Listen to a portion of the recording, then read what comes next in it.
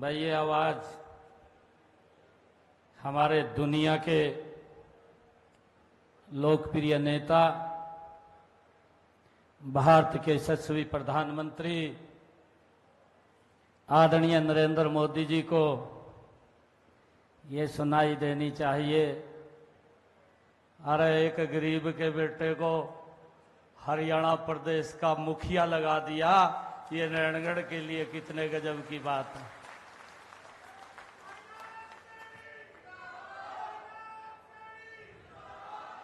वो ऐसा व्यक्तित्व है जिसने इस देश को दुनिया का नंबर 1 देश बनाने का लगातार काम कर रहा है। आज मुझे खुशी है कि आज अपने परिवार में आने का मुझे सौभाग्य मिला है। इस अवसर के ऊपर हरियाणा सरकार ने हमारे परिवहन मंत्री आदरणीय असीम गोयल जी जो अभी विचार रख रहे थे, इस क्षेत्र के हमारे पूर्व विधायक पम्मी दीवान जी, पूर्व विधायिका मुलाना से संतोष चौहान सारवान जी,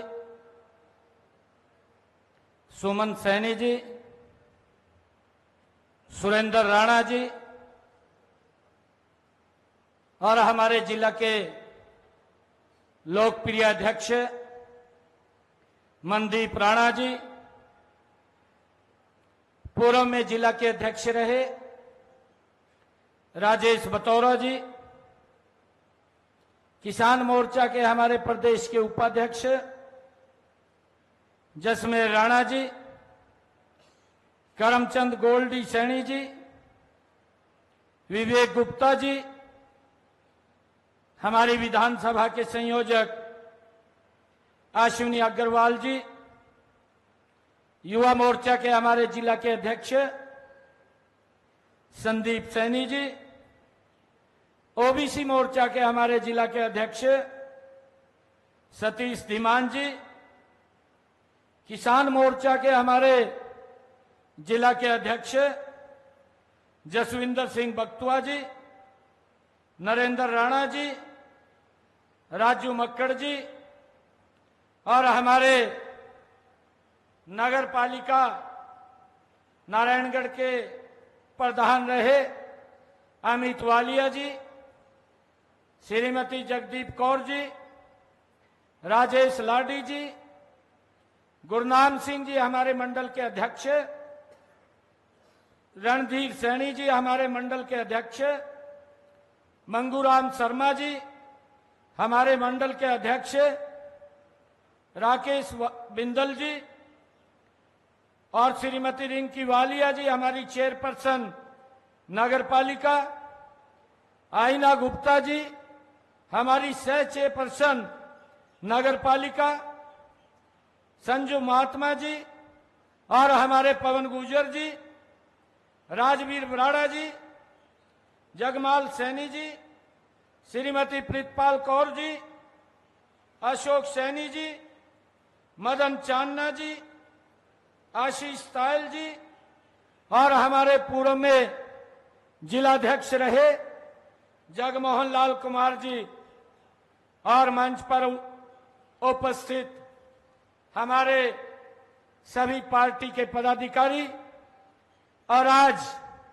इस जन आशीर्वाद रैली में हमारे नारायणगढ़ क्षेत्र के हर गांव से यहां पर पधारे मेरी मातृशक्ति, बुजुर्ग, युवा साथियों, प्यारे बच्चों, आप सबको मैं दोनों हाथ जोड़ करके शीश नवा करके आप सबको प्रणाम करता हूं।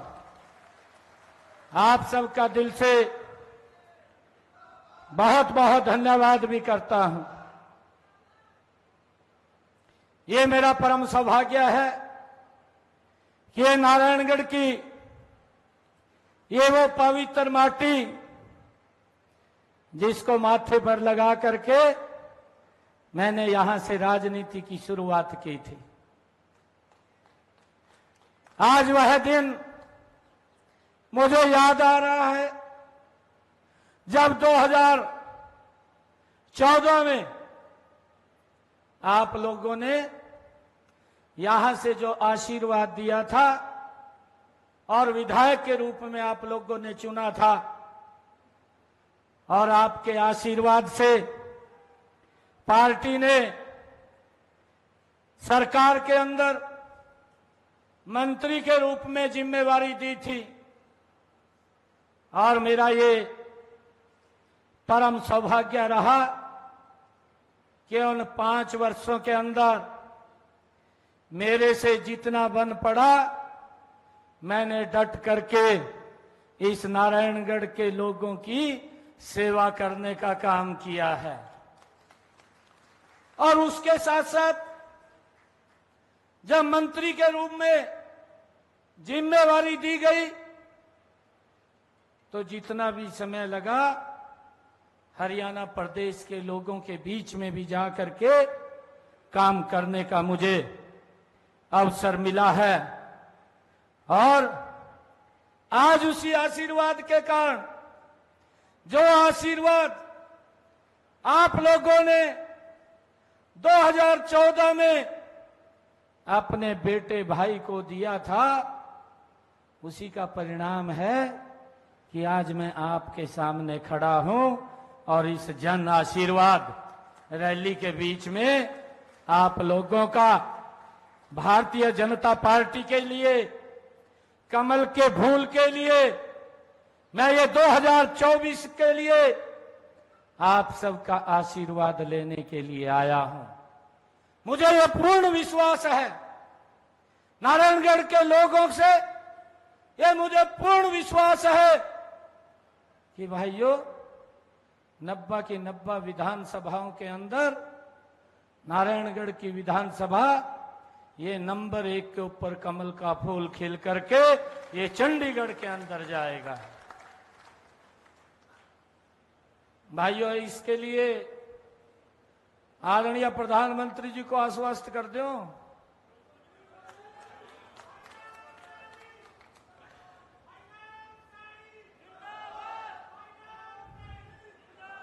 कर दो आश्वस्त। प्रधानमंत्री जी अगर पूछेंगे कि नारायणगढ़ से क्या रहने वाला है तो क्या कहूं मैं, बता दो आप।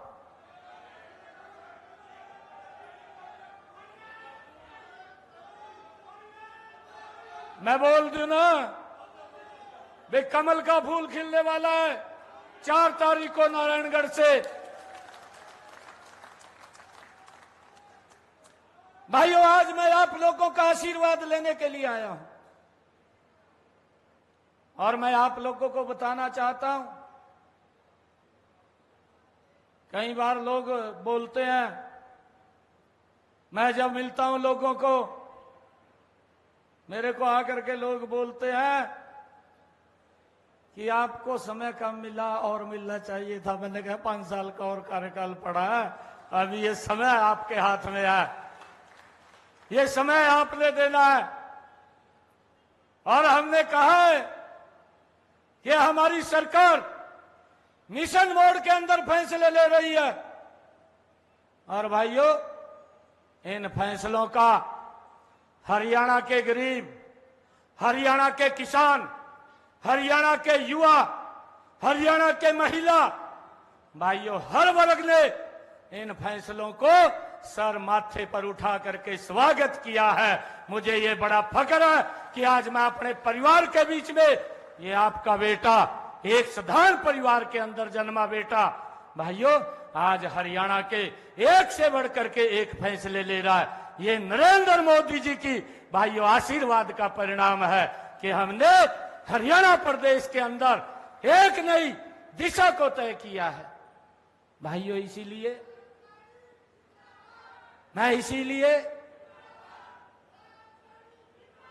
आज आप लोगों के बीच में आया। अरे जिन लोगों के बही खाते खराब हैं, जिन लोगों की बही खाते फटे पड़े हैं, भाइयों वो हरियाणा के अंदर हिसाब मांगते हुए फिर रहे हैं।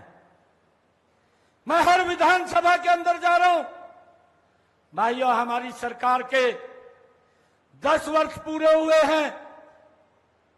मैं हर विधानसभा के अंदर जहां पर भी जाता हूं, वहीं पर मैं वहां के लोगों को उस क्षेत्र के अंदर हमारी 10 वर्ष की सरकार ने क्या क्या काम किए हैं, उसका ब्यौरा वो जनता के बीच में रख रहा हूं। और भाइयों, ये तो मैं रख रहा हूं जो हमने काम किए हैं। मैं उन लोगों को भी कह रहा हूं, मैं कहा भाई तुम भी 10 साल रहे मुख्यमंत्री, 2014 से पहले इन्होंने भी तो कुछ किया होगा, किया नहीं किया? या 10 साल में मटर गश्ती करी या हुड्डा साहब आपने? आप भी बताए दो ना कुछ। मैं पूछ रहा हूं। मैं आज नारायणगढ़ की सरदारी के बीच में आया हूं और मैं आज फिर ये बात आपको पूछ रहा हूं, हुड्डा साहब, मैं एप्पल मंडी का उद्घाटन करने के लिए कालका में गया था। मैंने आपको 5 क्वेश्चन पूछे थे। आप तो हिसाब मांगते घूम रहे हैं। आपने उन 5 मेरे सवालों का जवाब नहीं दिया। मैंने फिर चंडीगढ़ के अंदर पत्रकारों के बीच में, जब किसानों के खाते में 2000 प्रति एकड़ के ये बरसात कम हो रही थी, पैसा डालने का मैं काम कर रहा था। मैंने पहली किस्त जब 525 करोड़ रुपए की डाली, मैंने उस दिन भी हुड्डा साहब को 14 क्वेश्चन किए थे। 14 क्वेश्चन। हुड्डा साहब,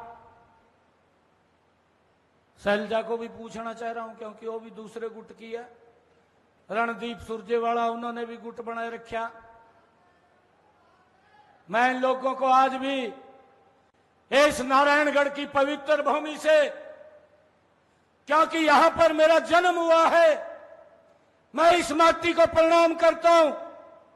अरे भूपेंद्र सिंह हुड्डा, अगर आप उन क्वेश्चनों का उत्तर नहीं दे पाते, मैं आज फिर आपको समय देता हूं। आप राहुल गांधी को पूछ करके मेरे इन क्वेश्चनों का उत्तर दे दे। आप 10 वर्ष हरियाणा प्रदेश के मुख्यमंत्री रहे हैं। आपकी सरकार दिल्ली के अंदर भी 10 वर्षों तक भाइयों सत्ता के अंदर रही है। मेरे क्वेश्चनों का उत्तर तो देने का आपका फर्ज बैठता है। आप उनका उत्तर तो दे दें। आप झूठ या झूठ फैलाने का काम मत करें। मैं उसको आज ये चैलेंज करता हूं, क्योंकि मैं आज अपने घर के अंदर आया हूं, मैं आप लोगों के बीच में आया हूं। मैं उसको पूछता हूं, झूठ बोलता है, गुमराह करता है? मैं ये भी बताना चाहता हूं, हमारी सरकार ने भाइयों नारायणगढ़ के लिए क्या क्या काम किए हैं, आप सबके ध्यान में है। मैं ये हिसाब आप लोगों के बीच में मैं लेकर के आया हूं कि हमने यहां पर क्या क्या काम किए थे। आप सब जानते भी हैं, आप सब देखते भी हैं। पंचकुला से लेकर के भाइयों हरिद्वार ऋषिकेश तक, देहरादून तक, जो मेरे नारायणगढ़ से बहुत बड़े भाग से ये 4 लाइनिंग रोड निकल रहा है। 2014 से पहले क्या स्थिति थी भाइयों? 1112 करोड़ रुपए की लागत से ये इन 10 वर्षों में आपकी सरकार ने इस सड़क को बनाने का काम किया है भाइयों, जिसका लाभ मेरे क्षेत्र के लोगों को तो मिल रहा है, परंतु बाहर के लोगों को भी मिला, उनको भी मिल रहा है। वो भी उस सड़क के ऊपर से चलते हैं, परंतु बोलते हैं कहा सरकार कोई काम नहीं कर रही, इस प्रकार की भाषा बोलते हैं। मैं आज आप लोगों को बताना चाहता हूं कि हमारे नारायणगढ़ के अंदर बिजली के सुदृढ़ीकरण के लिए, चाहे हाई टेंशन या लो टेंशन बिजली की लाइनों के लिए, हमारी सरकार ने 108 करोड़ रुपया यहां नारायणगढ़ के अंदर खर्च करके उसका सुदृढ़ीकरण करने का काम भी ये हमारी सरकार ने पिछले समय के अंदर किया है।